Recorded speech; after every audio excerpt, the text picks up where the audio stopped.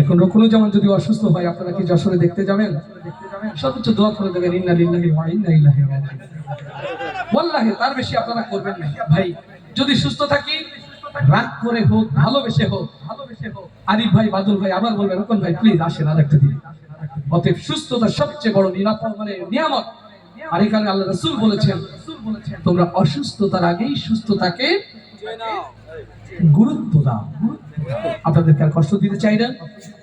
আল্লাহ যদি হায়াতে রাখে, যদি কখনো এসে এই দেখেন চেয়ারের প্রোগ্রাম তো শেষ হয়নি, শেষ হবে ঘোষণা দিয়ে দেবো শেষ। আল্লাহু আকবার। কোন একদিন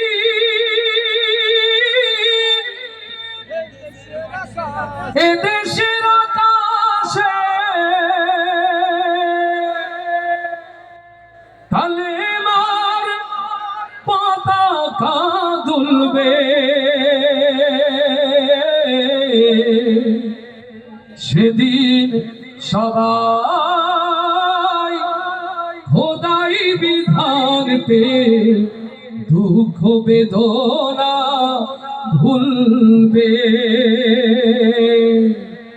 ও বাংলার তাওহীদি জনতা, ৩৬শে জুলাই নব্য বিপ্লবের মধ্য দিয়ে বাংলার ইসলামী তাজি তামাদ্দুন রক্ষার যে ডাক এসেছে, ও ঠাকুরগাঁর মুসলমান আপনারা কি তার জন্য প্রস্তুত আছেন? সকলকে আগামী দিনের জন্য প্রস্তুতি নেওয়ার আহ্বান জানিয়ে, এদেশের স্বাধীনতা সার্বভৌমত্ব রক্ষার আহ্বান জানিয়ে, এই জমিনে মুসলমানদের ইজ্জত আবরু রক্ষার আহ্বান জানিয়ে বিদায় নয়, আপনাদের ভালোবাসার কাছে ঋণী হয়ে মাইক্রোফোন তুলে দিচ্ছি কর্তৃপক্ষের হাতে। উঠবেন না। আসসালামু আলাইকুম ওয়া রাহমাতুল্লাহ।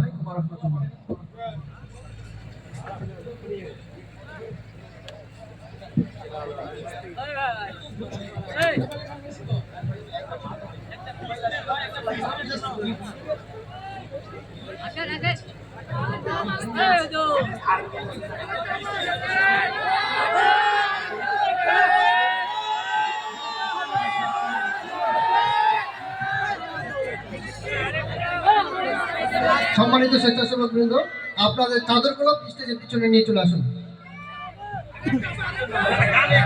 আমার প্রিয় ভাইরা, এই জমি থেকে ছিনতাই রোধ হোক আপনারা চান, চুরি ডাকাতি রোধ হোক চান, সাদাবাজি টেন্ডারবাজি রোধ হোক চান, এই চাওয়ার সবচেয়ে বড় চাওয়াটা হচ্ছে মাদক নির্মূল করতে হবে।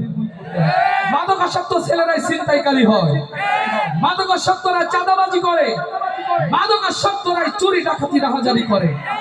আমার যুবক ভাইরা সিদ্ধান্ত নিয়েছে এই জমিন থেকে যে কোনো মূল্যে মাদক নিরাময় করতে চাই। আপনারা কি এই সংঘের সাথে থাকবেন ইনশাআল্লাহ? আল্লাহ আপনাদেরকে কবুল করুন, কবুল করুন। আল্লাহ হাফেজ।